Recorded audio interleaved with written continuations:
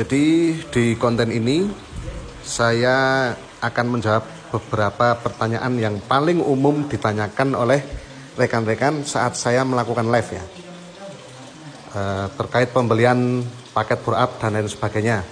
Pertanyaan yang paling sering muncul, kalau bore-up motornya jadi boros atau enggak? Yang pertama. Yang kedua, kalau bore-up ukuran sekian buat harian aman atau tidak? Yang kedua. Terus yang ketiga,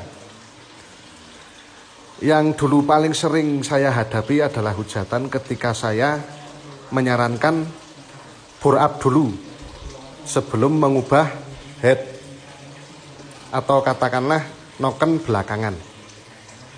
Jadi sekalian saya jawab di konten ini untuk 3 pertanyaan ini ya. Yang pertama, kalau bore-up ukuran sekian boros atau enggak? Nah, saya ingatkan sekali lagi ya, bukan berarti menggurui, tapi saya ingatkan bahwa kita itu hidup di dunia ini, itu ada hukum sebab akibat.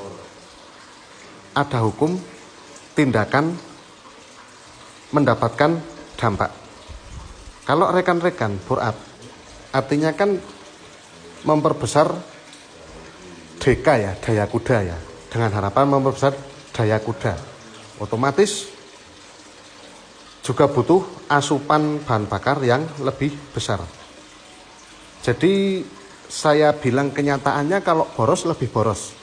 Tapi ketika melakukan oprek mesin bore-up ya khususnya, itu kita mendapatkan suatu kesenangan yang sepadan dengan borosnya. Itu yang pertama ya.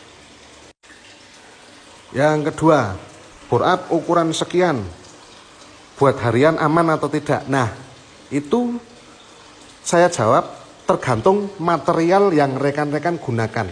Material mesin yang digunakan itu apa? Sudah forged atau belum? Ketika yang paling sering saya tawarkan itu adalah produk non-forged, artinya kompresi itu tidak boleh lebih dari 11:1. Karena materialnya itu belum forged. Dia masih iron casting biasa ya. Jadi untuk harga 285.000 dengan blok dengan harga 1 jutaan ke atas, itu materialnya beda di ketahanannya. Jadi untuk yang di depan ini, rekan-rekan saya tunjukkan ini bisa kompresi 11,5 ke atas. Bahkan saya perkirakan ini rasio kompresinya bisa di angka 14. Karena sudah serba forged. Apalagi kerkasnya yang sudah saya pasang di KLX itu sudah forged ya.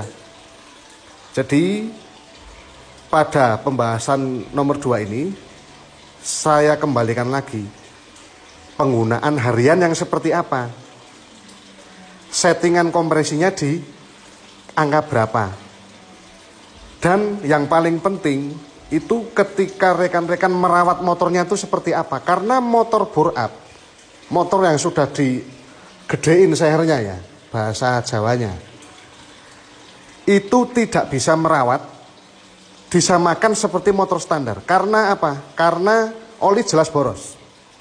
Makanya untuk motor-motor yang sudah saya oprek ini, untuk Jupiter ya, jadi yang MX belum, itu selalu saya cek olinya mas. Oli biasa kok, pakai 1040. Seperti itu rekan-rekan, singkatnya. Barangkali kalau tidak percaya, tanyakan sama mekaniknya yang terpercaya ya. Dan pertanyaan ketiga, waktu dulu saya dihujat, bore-up dulu, headnya belakangan atau nokennya belakangan. Ini saya buktikan. Saya dulu pakai piston 63 DKLX, headnya standar. Noken cukup papas, karena saya dulu ada bayangan mau naik spek ya. Nah ini saya noken pakai R2.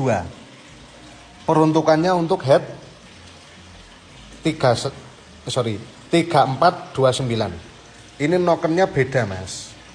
Kalau seandainya saya dulu pakai bloknya 63, nokennya T1 untuk head standar.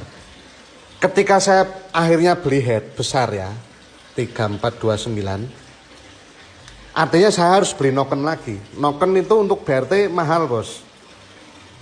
Itu di angka, kalau yang T1 biasa itu di angka 600-700an. Ini saya beli di angka 800.000. Kalau saya akhirnya ganti head besar ini, saya keluar duit 800 ribuan lagi dong. Kan sayang. Makanya saya dulu selalu memberikan istilahnya tukar pengalaman ya. Noken belakangan atau setidaknya noken papas dulu. Lebih hemat ya. Seperti itu rekan-rekan. Jadi bukan berarti saya mau menggurui ya, sekali lagi. Saya hanya tukar pengalaman pribadi saya. Dengan referensi oleh mekanik-mekanik yang sudah berpengalaman juga. Seperti itu rekan-rekan. Untuk paket ini akan saya bahas lebih mendalam besok. Oke rekan-rekan, terima kasih sudah menonton.